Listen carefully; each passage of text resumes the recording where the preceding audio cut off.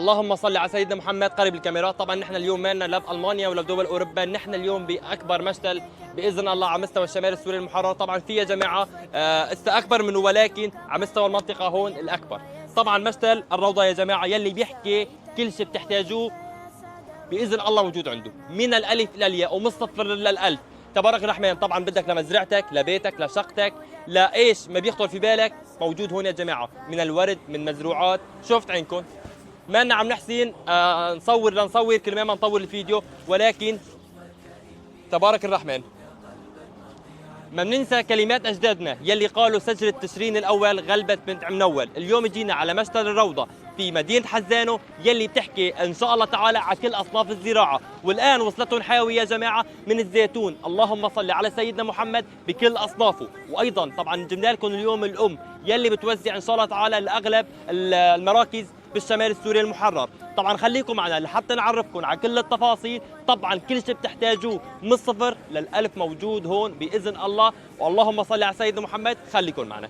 زيتون جاملك التركي طبعا يلي أثبت جدارته عندنا بالشمال السوري المحرر منذ 6 سنوات. طبعا الآن وصلت حاوي لدى مشتل الروضة في مدينة حزانه، اللهم صل على سيدنا محمد. طبعا الزيتون يا جماعة فعاليته كثير كبيرة، ومثل ما قلنا لكم إذا أنت عندك أرض زراعي وبدك من أول وجديد ترجع تزرع ان شاء الله تعالى هذا الزيتون بكفاله وجودي باذن الله. طبعا ما بتوقف مشتل الروضه عند فقط هذا نوع الزيتون، في عندكم البلدي وفي عندكم الاجنبي وفي عندكم كل شيء اصناف الزيتون يلي بتخطر في بالكم. طبعا جبناكم على البحر، بس طبعا مو بحر من الزيتون يا جماعه الخير، اللهم صل على سيدنا محمد، بكميات جدا هائله. طبعا هلا بنتعرف على اخونا هون صاحب المشتل ويشرح لنا شوي. الله يعطيك العافيه. الله يعافيك.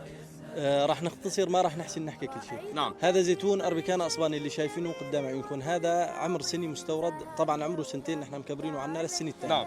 وفي عدة أصناف، نحن ما مختصرين بس على الجاملك على الأربيكانا الأصباني أو الجاملك التركي أو الكورناك اليوناني وحتى أصناف البلدي.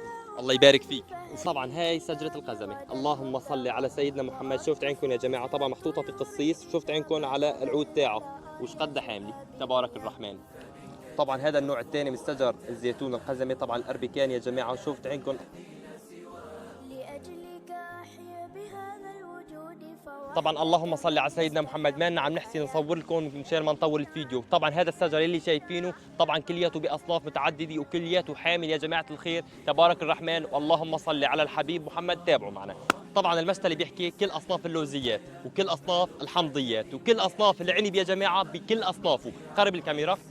اللهم صل على الحبيب محمد. ماني عم بعرف منين بدي بلش الفيديو ومنين بدي انهيه. طبعا هذا اصناف العنب يا جماعه، الصلاه على النبي اطول مني بمرتين، وانا طولي تقريبا 175. طبعا ما بننسى لكم التين، طبعا اللهم صل على الحبيب محمد بكل اصنافه ان شاء الله تعالى. شفت عينكم على اعمار موجوده. طبعا هذا المدخل تاع المشتل يا جماعه، كل ما تخطر في بالكم موجود هون بما تشتهي الانفس. العنوان مدينة حزانه، دوار حزانه يا جماعة، جنوبه ب3 كيلو. طبعا سكة القطار سابقا كمان جنوبها ب400 متر. شرق الطريق مشتل الروضة، ما بيضيع حدا، بنكبر بزيارة الجميع.